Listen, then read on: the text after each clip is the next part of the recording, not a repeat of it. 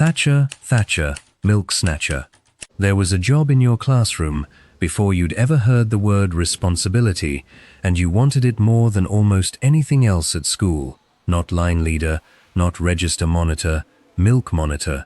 Sitting in a crate by the radiator since 8:30, waiting for the 11 o'clock break, the milk's cream risen and thickened at the top, like a little yellow cap. You'd pierce the silver foil with the striped paper straw, and it would go in with a small sound like a secret. And the smell, slightly sour, slightly metallic, is a smell you have never once encountered anywhere else in 50 years, and you would know it blindfolded in half a second. And here's the thing you didn't know, sitting cross-legged on the parquet floor, with that little glass bottle sweating in your hand.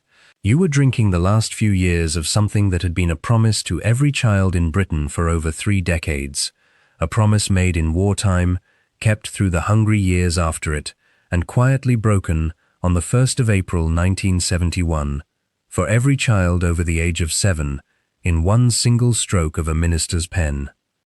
If the smell of warm milk in a small glass bottle just did something to you, if you can feel that little foil cap under your thumb right now, then you remember something most people under 50 have never once experienced.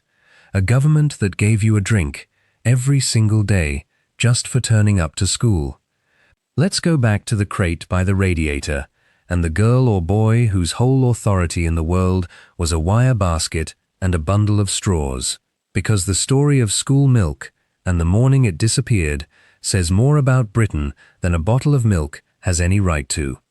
Let's start with where it came from, because it wasn't always there. Free school milk began properly in 1946, under the Labour government, as part of the Great Rebuilding after the war, alongside the NHS, alongside the welfare state, alongside the whole idea that a country owed its children certain things simply for being children. 1/3 of a pint every school day for every child in state education, entirely free, not means tested, not for the poor only. Every child, the rich kid and the Coleman's kid, drank from the same crate. And it mattered more than you'd think, looking back with a full fridge. Britain had come out of the war stunted, quite literally, a generation of children who'd grown up on rationing, on dried egg and bread with the crusts saved, on mothers who went without so the children wouldn't. The milk wasn't a treat, it was policy. Calcium and protein for growing bones, delivered straight into a classroom, no argument, no excuse, no family means test standing in the way. For a lot of working-class children in the 1940s and 50s, that little bottle was doing real, serious work. But delivering that promise to every school in the country, every single morning, was a far bigger operation than any child at a desk ever gave a moment's thought to. Local dairies held the school milk contracts, and in most towns it was the very same milk float and the very same milkman who did your street in the early hours, who then diverted, crates rattling, to the primary school gates before the first bell. In other schools, delivery came straight from a dairy lorry, pallets of crates stacked by the caretaker before assembly. And the caretaker mattered more to this whole operation than anyone ever realized. It was very often the caretaker, not a teacher, who received the full delivery, checked it against the roll of classes, and wheeled it round the corridors on a trolley, class by class, so that by 10:30, every classroom in the building had its crate waiting by the door, numbers matched exactly against how many children were in that day. Absences had to be accounted for, because dairies were paid per bottle delivered against the register.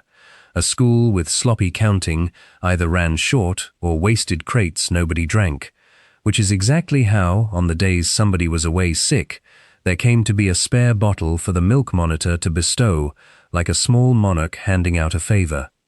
The bottles themselves were a quiet little industry of their own, 1/3 of a pint, in small returnable glass bottles embossed with the dairy's name, washed out and stacked back into the crate at the end of break, collected again by the caretaker or the monitor, taken away to be sterilized and refilled, and sent right back out the next morning. Nothing about it was disposable. The same glass over and over, For years, sometimes with a chip in the rim, you learned to drink around without thinking twice. And around that bottle, an entire small ecosystem of school life grew up. There was the crate itself, always by the radiator in winter, so the milk would at least attempt to be less than freezing. And this is the great cruel irony every child of that era remembers. In summer, it sat in the sun until break time and went warm and slightly off. And in winter, it sat by the radiator and went warm and slightly off in an entirely different way. There was no good version. There was only which bad version you got that day. And there was the straw, paper, striped red and white, that went soft and collapsed if you didn't drink fast enough. A race against your own straw, every single morning. But above all, there was the milk monitor. And if you were ever chosen, even once, you remember exactly how it felt.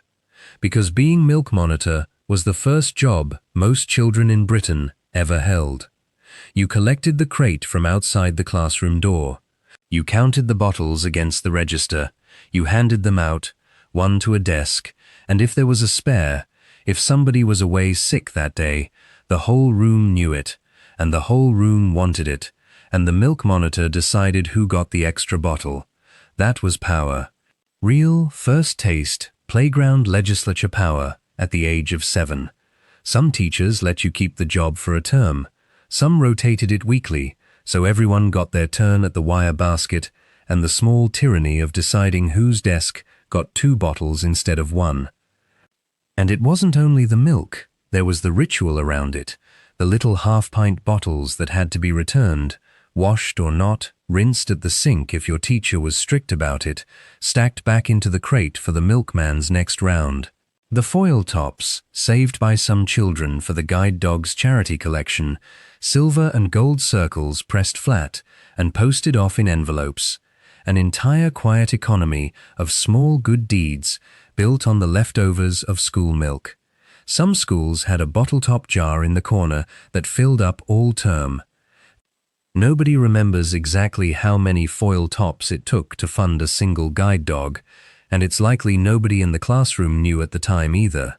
But every child understood, in the vague and total way children understand charity, that saving your silver top mattered. And there are people alive today who can still tell you, with real pride, that they were the child who collected the most in their class 3 years running. Was the whole scheme actually a good idea, though? It's worth being honest about both sides of it, not just the warm glow of memory. The advantages were real and mattered most in the years closest to the war. Undernourished children, thin and short for their age by later standards, getting real calcium and real protein delivered straight to a desk with no means test and no stigma attached. Because it was universal, it carried none of the shame a means-tested benefit carries. Nobody at that desk knew or cared whose father was a solicitor and whose father was down the pit. The bottle looked exactly the same in every hand, but there were real disadvantages too. The warm bottle by the radiator was, by any modern standard, faintly disgusting, and children who genuinely couldn't stomach warm milk were nonetheless often required to drink it, or at least sit with it in front of them, in classrooms where you didn't leave food or drink unfinished without comment. Some children were sick from it. Some were lactose intolerant. Decades before that was a phrase any teacher would have recognized, and simply suffered through stomach aches twice a week, without anyone ever connecting it to the little bottle on their desk. There was also the milk that never got drunk at all. Bottles left over from absent or refusing children, ending up at the back of a cupboard. And more than one school caretaker's cupboard in Britain in the 1960s had a faint, permanent, curdled smell that no amount of disinfectant ever fully shifted. So why did it end? The answer, as it usually is money, and one very specific minister.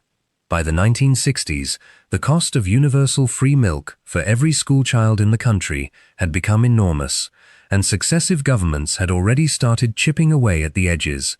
Labour ended free milk for secondary schools in 1968, on cost grounds with barely a ripple.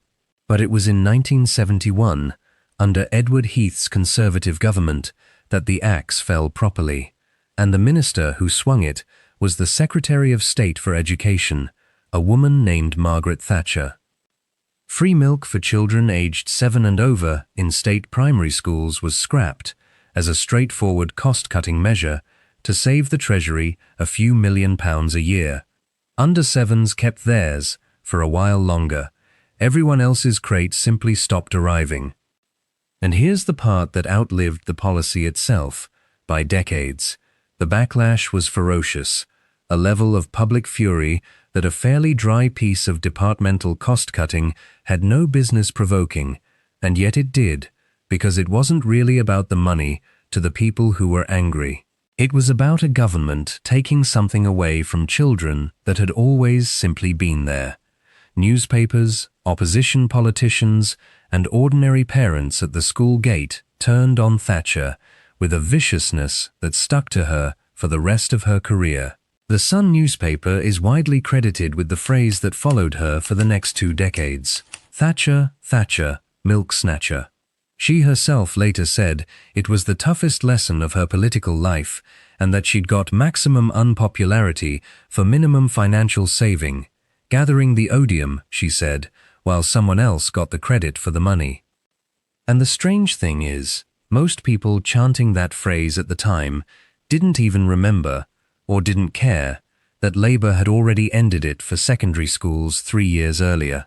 It was Thatcher's name that stuck to it, and Thatcher's name that carried it, right through to Downing Street 8 years later, where people who'd never have recognised her from a photograph in 1971 still remembered exactly what she'd taken from their milk crate.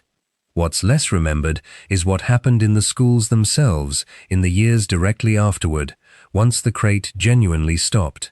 Some local authorities, particularly in poorer areas of the north and in parts of Scotland and Wales, quietly fought to keep some version of free milk going for a few more years, using local funds, arguing national policy shouldn't override real need on the ground, which meant, depending entirely on which town you grew up in, the milk stopped wasn't quite as uniform an experience as the history books make it sound.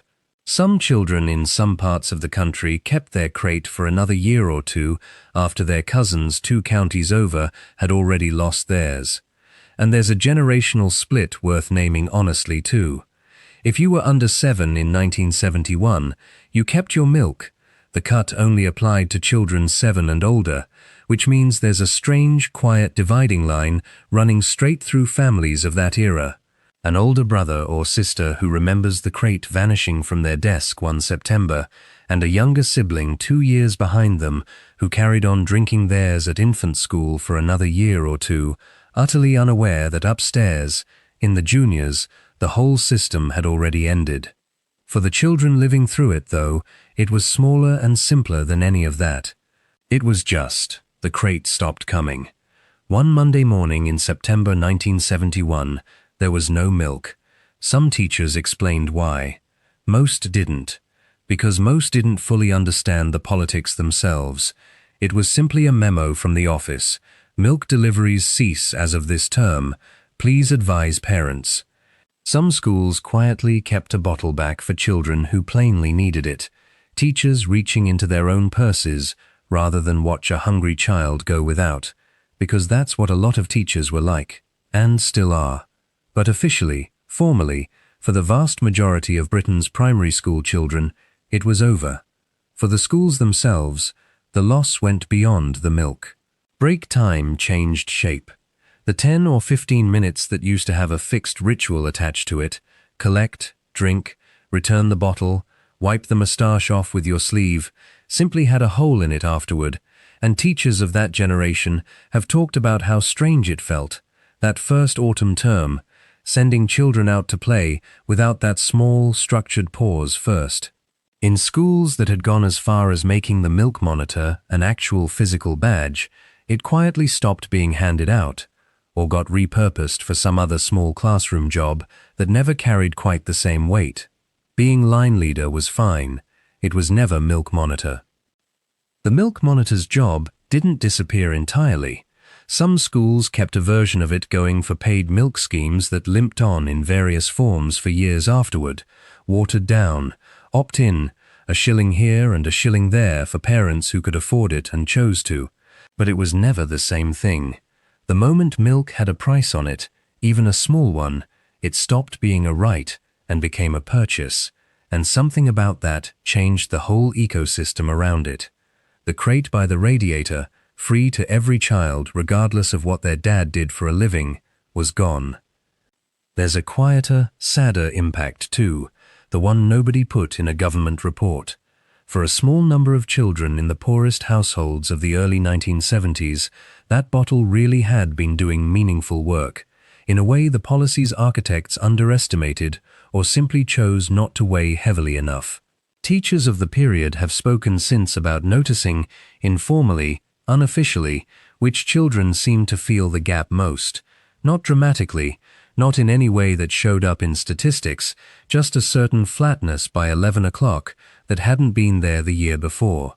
Nothing official was ever done about it in most schools.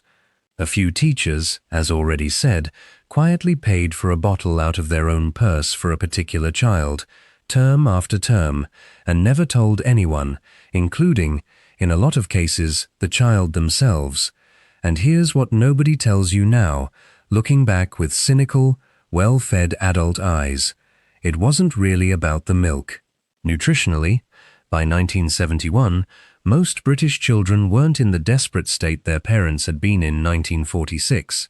The argument that it was no longer strictly necessary wasn't entirely wrong, but that misses what the bottle actually meant, sitting there on your desk every single morning of your school life. It was proof, small and cold and slightly disgusting by 11 o'clock, that somebody above you, some invisible them, the government, the state, whatever you want to call it, had decided you mattered enough to be given something, every day, without your family having to ask, or prove they needed it, or fill in a form. That's a strange thing to lose without noticing you're losing it. Most children in September 1971 didn't mourn the milk. They just noticed, vaguely, that break time felt a little different, and moved on, because that's what children do. It's the adults now, decades later, who feel the loss of it properly. Not for the milk itself, most of you will admit, if you're honest, that you didn't even like it much, but for the crate, for the straw going soft. For the one morning you got to be milk monitor and held real, if tiny, power over who got the spare bottle. For a version of Britain that thought feeding its children, even a little, even a third of a pint, was simply something you did and didn't argue about. So now it's your turn, because I want to hear it from you. Were you ever a milk monitor, and did you use the power wisely, or did your best mate always somehow end up with the extra bottle? Was your milk the radiator warm kind, or the summer warm kind? And which one did you hate more? Do you remember the day it stopped at your school? Did anyone explain why? Or did the crate just quietly not turn up one Monday? Put it all in the comments below, because this community is where these memories belong, and every single one of them matters.